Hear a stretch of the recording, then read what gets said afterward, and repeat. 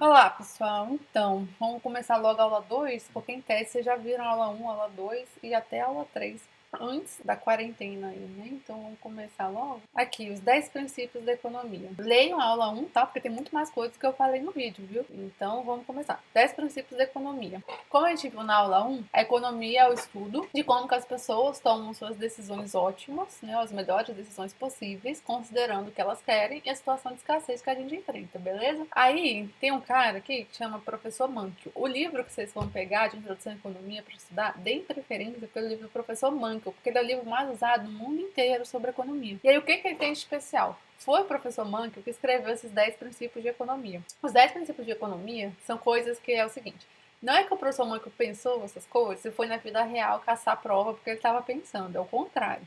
Ele olhou essas coisas da vida real e ele fez o esforço de colocar isso em termos claros para que a gente consiga compreender. Então, os 10 princípios da economia são coisas que saíram da vida real e o professor sintetizou em 10 princípios. Não existe a possibilidade de eu fazer uma pergunta para vocês e vocês colocarem não concordo com o princípio, viu? Como é que funciona? Ele pegou os 10 princípios da vida real e dividiu em 3 classes de princípios.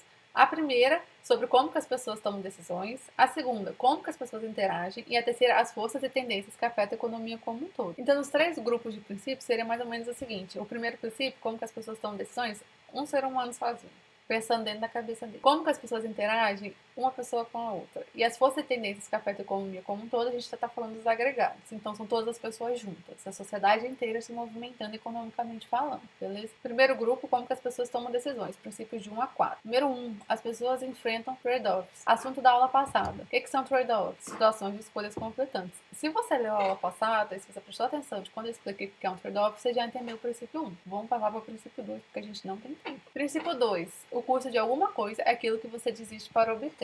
Esse princípio 2 aqui, ele é uma decorrência do princípio 1. O que é trade-off? Situações de escolhas conflitantes. Toda vez que eu escolho uma coisa, eu automaticamente estou abrindo mão de escolher uma segunda coisa, porque o recurso que é escasso quando ele é usado para uma coisa, ele não resta, ele não sobra para ser usado para outra coisa. O mesmo recurso, ele não serve para duas funções diferentes.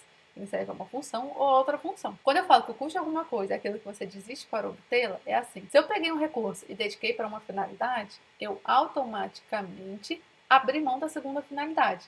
Então, para eu estar aqui gastando meu tempo, meu recurso escasso, tempo, dando aula para vocês, eu não estou ali gastando meu recurso escasso tempo com as minhas filhas. Elas estão em algum lugar, porque vocês não estão ouvindo ela agora, porque elas estão em algum lugar que não é comigo, e eu não posso mais gastar o tempo que eu gastei aqui para ficar com elas. Esse tempo não volta mais. É como se eu pensasse assim, o custo de eu estar aqui é não estar com elas. Vejam que eu não estou falando de dinheiro. Já falei para vocês que economia não é sobre dinheiro. Economia é sobre a situação de ter que escolher destinos para recursos limitados. Tomar as melhores decisões na situação de restrição. Então, considerando que o meu tempo é escasso, e aí eu precisava trabalhar, a minha melhor decisão para administrar esse recurso nesse momento foi dar a finalidade de trabalhar para o meu tempo. Pode ser que em outro momento o melhor destino seja estar com elas e não estar trabalhando.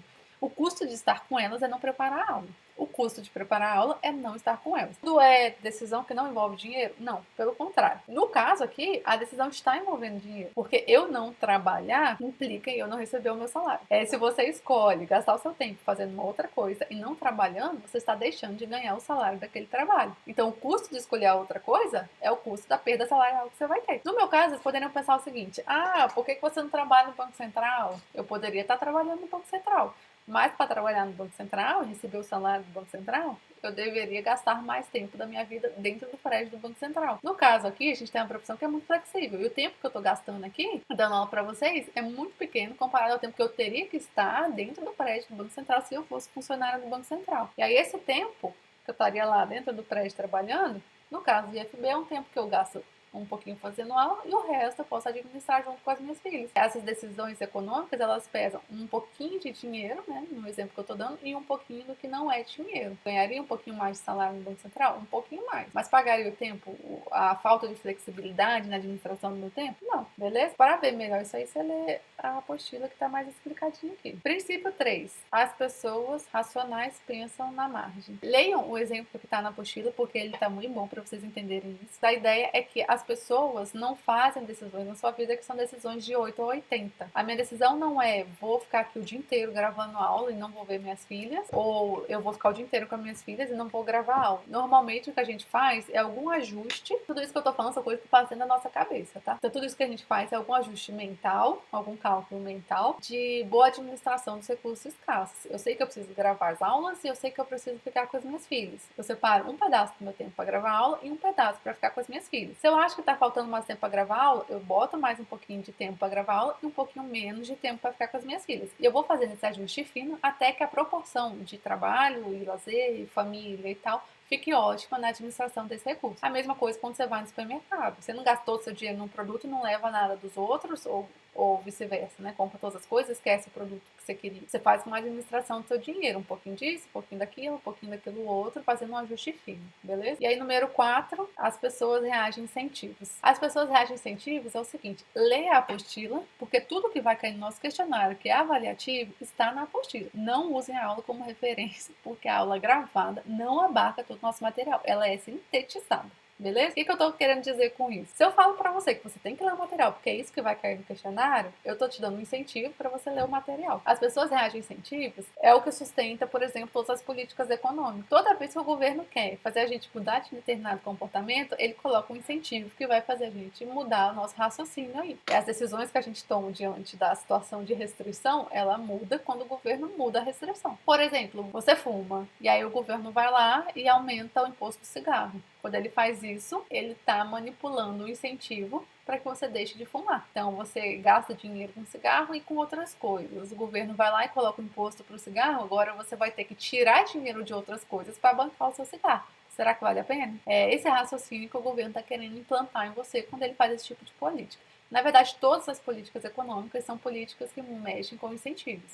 Às vezes vai direto no preço, né? Porque o preço é o que regula essas questões fundamentais quando a gente fala de produção e consumo de bens. Às vezes ele está querendo dizer outras coisas. Por exemplo, o governo colocou exigência de receita médica para comprar ivermectina. Para quê? Para dificultar o seu acesso à ivermectina. Então, desincentivar a compra indiscriminada do medicamento, esse tipo de coisa. Aqui tem um teste rápido, vocês podem fazer e aí conversar comigo no fórum para ver se vocês pensaram corretamente. Então aí a gente fecha o primeiro grupo de princípios e já pode passar para o segundo. Como que as pessoas interagem? Seriam duas pessoinhas meio que conversando, sabe? Princípios 5 a 7. Número 5, o comércio pode ser bom para todos. Por que o comércio pode ser bom para todos? Porque o comércio tem duas coisas. A primeira, especialização, e a segunda, concorrência. Leiam tudo para vocês pegarem bem a ideia de cada uma dessas coisas. Mas a especialização é basicamente você faz tanto um negócio, que você fica tão bom naquele negócio, que você faz ele muito bem feito e muito rápido. Quando uma pessoa faz um negócio muito bem feito, muito rápido, ela não deveria gastar os recursos dela fazendo outros negócios que ela não faz bem feito e nem faz rápido. Tem um exemplo aí, e aí é sobre o Biscoito Globo. Leiam para vocês entenderem bem o que eu tô falando. Não vou gastar o tempo do vídeo com exemplo. Mas quando a pessoa faz muito bem feito o negócio, ela faz mais coisas e mais rápido. Todo mundo faz isso, a sociedade inteira ganha. Porque todo mundo faz mais coisas e mais rápido. Toda vez que você tem que parar para aprender uma nova profissão ou aprender a produção de uma nova coisa, você está gastando um tempo, meio que desperdiçando seu tempo, que você podia estar fazendo bem feito o que você faz. A outra coisa é a concorrência. Quando tem no comércio várias possibilidades, o comércio ela consegue trocar o que ela faz com o que o outro faz. E vice-versa. A concorrência, por sua vez, é o que faz com que a gente consiga, no comércio, uma gama maior de produtos para acessar, de bens e serviços para acessar, e a gente possa escolher também, né, o que a gente quer, exatamente como que a gente quer. Às vezes a gente quer uma coisa que é produzida em massa e beleza, a gente vai onde vende. Às vezes a gente quer uma coisa personalizada. Às vezes a gente quer contratar uma mão de obra bem qualificada. Às vezes a gente não quer gastar tanto, quer contratar uma coisa mais ou menos e tá bom. E aí o comércio é o que possibilita essas duas coisas. Ter mais produtos para todo mundo consumir, trocar pelo que eu quero, sem eu precisar de fazer essa coisa e acessar uma gama maior de possibilidades, beleza? Ah, tem uma coisa, tá escrito pode, né? Aqui o comércio pode ser bom para todos. Pode ser que ele não seja bom e pode ser que ele não seja bom para todos, que seja bom só para algumas pessoas. Como que o comércio pode não ser bom? Pode ter alguma produção que estraga algum recurso natural, então existem possibilidades de falha do comércio, e aí a gente chega já no próximo princípio, que é os dois próximos, né? Os mercados, então geralmente é uma boa maneira de organizar a atividade econômica. O que é mercado? Mercado é o lugar onde compradores e vendedores se encontram, bem OLX mesmo, bem Mercado Livre mesmo. Mercado é onde comprador e vendedor se encontram. Você produziu uma coisa e você quer trocar por outras coisas, você vai no mercado e oferta. Você está precisando de alguma coisa, você vai no mercado e demanda. Quando o comprador encontra o vendedor, a troca acontece, beleza, tá tudo certo. Geralmente o mercado organiza bem. Às vezes o mercado não organiza bem. É por aquelas falhas que o comércio pode não ser bom para todo mundo e o mercado pode não organizar bem as coisas que estão acontecendo. Aí a gente chega no 7 já. Às vezes os governos podem melhorar os resultados dos mercados. Às vezes o mercado funciona, mas o resultado que ele gera não é o resultado que a gente queria. Então, por exemplo, tem às vezes a compra e venda de um determinado produto, mas algumas parcelas da população não têm acesso a esse produto. O governo entra e ele ajeita esse problema. E problema é porque a sociedade que votou naquele governo decidiu que aquilo é um problema, né? Não vamos entrar nas questões políticas, vamos entrar só nas possibilidades que o governo tem de atuação. Às vezes o mercado tem demanda e não tem oferta, às vezes o mercado tem oferta e não tem demanda. Às vezes o produto está sendo produzido de forma muito prejudicial ou para um determinado grupo de pessoas, ou está sendo prejudicial para o meio ambiente, e isso afeta a sociedade como um todo. Enfim, existem várias possibilidades de rearranjo dos resultados dos mercados que façam com que eles sejam mais eficientes do que eles são naturalmente. E aí o governo entra e ele atua. Um exemplo, a produção de coisas que são naturalmente monopólio, tipo energia elétrica. Se o governo não entra estabelecendo a produção de energia elétrica, porque modernamente já existe a possibilidade do governo entrar, mas antigamente, quando tinha hidrelétricas e termoelétricas apenas, se o governo não entrasse fazendo esses grandes investimentos, eles não existiriam. Apesar do mercado ter demanda para o produto, apesar de alguns empresários quererem ofertar o produto, o jeito que o mercado se estrutura, pela estrutura de produção dessa coisa, no caso a energia elétrica, não vai acontecer um resultado eficiente no mercado. Não vai ser produzido, não será consumido. Como a gente definiu, ou a gente sentiu a necessidade que a energia elétrica fosse um bem amplamente difundido, a gente apoia, enquanto população, que o governo use os recursos públicos para entrar nesse negócio. E aí a gente já consegue chegar nos grandes grupos, né, ou agregados, que seria o último grupo aqui, como que a economia funciona. Os princípios 8 a 10. Princípio 8. O padrão de vida de um país depende da sua capacidade de produzir bens e serviços. O padrão de vida aqui para nós é justamente a capacidade de produzir bens e serviços. Na verdade, produzir, vocês podem entender também como consumir, tá? Se você só produzir. É porque, na verdade, a gente pensa que se produziu é porque alguém vai consumir. A ideia é que se você produz bens e serviços, você está empregado. E aí você tem a possibilidade de consumir os bens e serviços.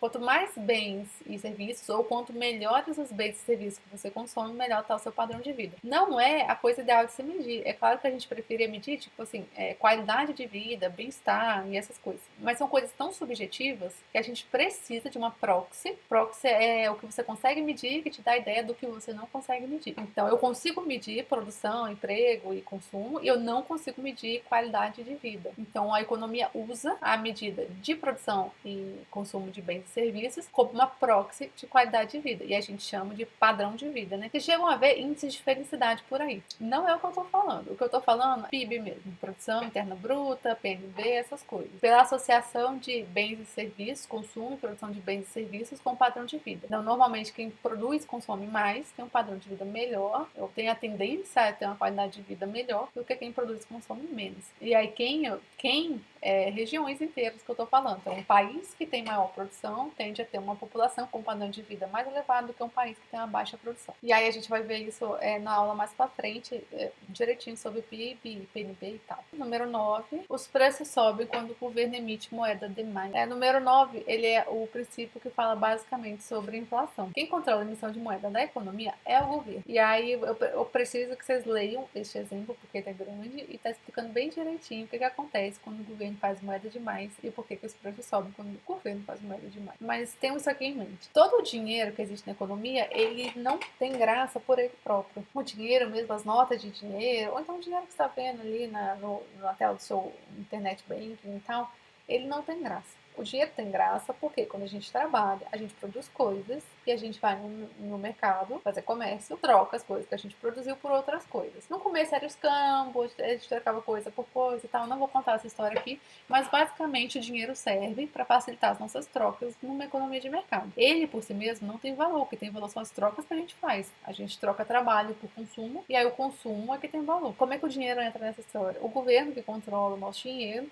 ele deveria, em tese, produzir dinheiro no valor do trabalho que a gente executou ou no valor dos bens e serviços que a gente está produzindo e consumindo. A economia real e a economia monetária. A economia monetária deveria ter uma equivalência real de consumo e produção de bens e serviços. Toda vez que o governo tira esse lastro real da moeda que ele está produzindo, a gente vai ter algum problema financeiro. A questão é, se o governo emite moeda demais, ele está criando para a economia dinheiros que não vão ter base real para funcionar. Eles não vão ter com o que serem trocados, porque os produtos não foram produzidos. Então, um governo que gerencia bem a sua questão monetária é um governo que emite moedas na proporção do trabalho, produção e consumo da sua população. Toda vez que um governo emite moeda desproporcionado com a produção de trabalho e consumo da sua população, ele está gerando uma distorção de preços, basicamente, porque o que move a vida real é o consumo real, não é o consumo de moeda. A moeda ela serve para fazer as trocas. Se o governo coloca no sistema uma moeda que não serve para fazer as trocas, porque o produto não foi feito, isso gera apenas uma mudança de proporção de preço. Leia um exemplo inteiro para vocês entenderem direitinho o que eu estou falando e depois voltem para tirar dúvidas comigo, por gentileza. E aqui o último princípio, eu vou terminar logo porque o vídeo está ficando gigantesco. A sociedade enfrenta um trade-off entre inflação e desemprego. Trade-off é uma situação de escolhas conflitantes. Então ele está falando o seguinte, a sociedade enfrenta a situação de ter que escolher entre ter inflação e ter desemprego. Basicamente, toda vez que a inflação está aumentando, o desemprego tende a cair. E vice-versa, toda vez que a inflação está diminuindo, o desemprego tende a aumentar. Isso significa que perseguir inflação zero não é ótimo e perseguir desemprego zero também não é ótimo. Leiam o exemplo inteiro, mas assim, não fiquem muito bitolados, porque os princípios 9 e 10, eles serão aulas inteiras no final da apostila.